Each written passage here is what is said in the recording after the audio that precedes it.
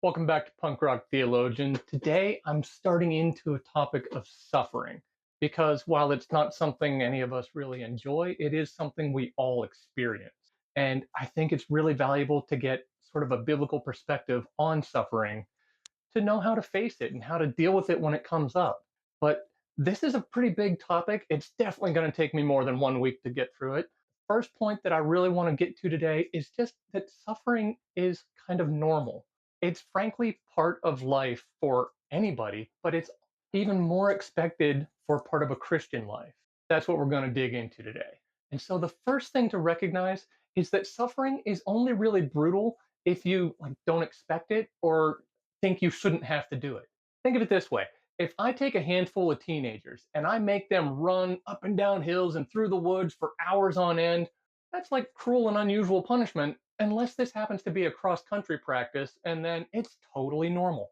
Similarly, if I take a group of kids and put them in a field, have them running and doing push ups until they're ready to throw up, have them stand up and run into each other at full speed, trying to knock each other to the ground, I'm some kind of horrible human being, unless we call it football practice, in which case people will try out for the privilege of being part of it.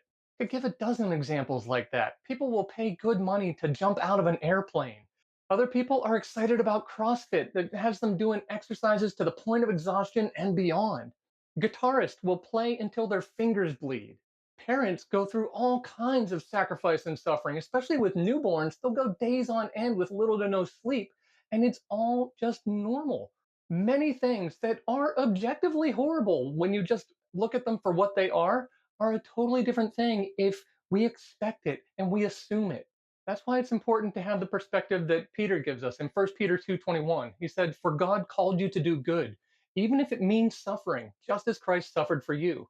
He is your example, and you must follow in his steps." That's the key piece of it. Jesus is our example. When we recognize that our example, Jesus, the one we're seeking to imitate with our lives, suffered worse than any of us, we should frankly expect suffering. That suffering should be an obvious thing. We know Jesus suffered.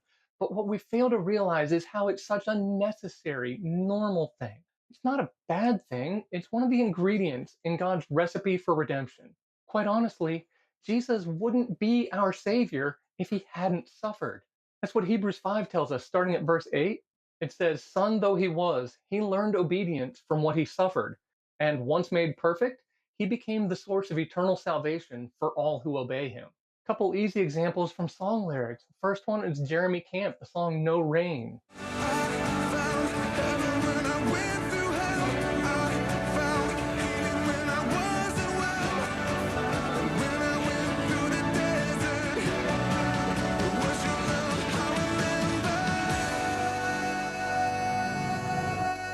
Like those unpleasant things are a necessary piece.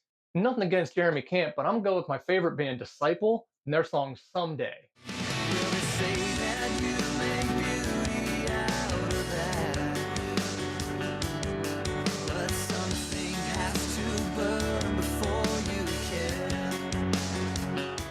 That's such a key thing. Now, I freely admit we don't like it because it feels unfair, but you know what? Of course it's not fair. It was a whole lot less fair for Jesus.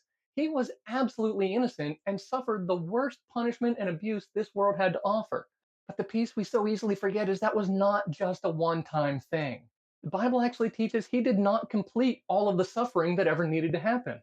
As weird as it feels to say that Jesus left the job unfinished, that's exactly what we get in Colossians 1:24, saying, "Now I rejoice in my sufferings for your sake, and fill up in my flesh that which is lacking in the afflictions of Christ, for the sake of his body, which is the church." Paul didn't get this idea from nothing. When he first encountered Jesus and his life was radically transformed, God's message through a prophet Ananias in Acts 9:16 was, "I will show him how much he must suffer for my name's sake."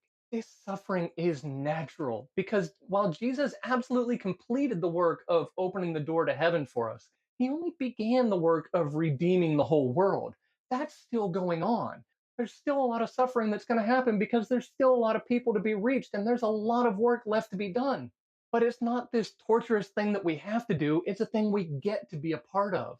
But the great thing is what we get in 2 Corinthians 1:5. It says, "Just as we share abundantly in the sufferings of Christ, so also our comfort abounds through Christ." And that's what we cheat ourselves out of if we run away and avoid the suffering. As long as we keep acting like suffering is something that's wrong and we shouldn't have to do it, we're not just missing the opportunities he puts in front of us, but we're not following Jesus' example.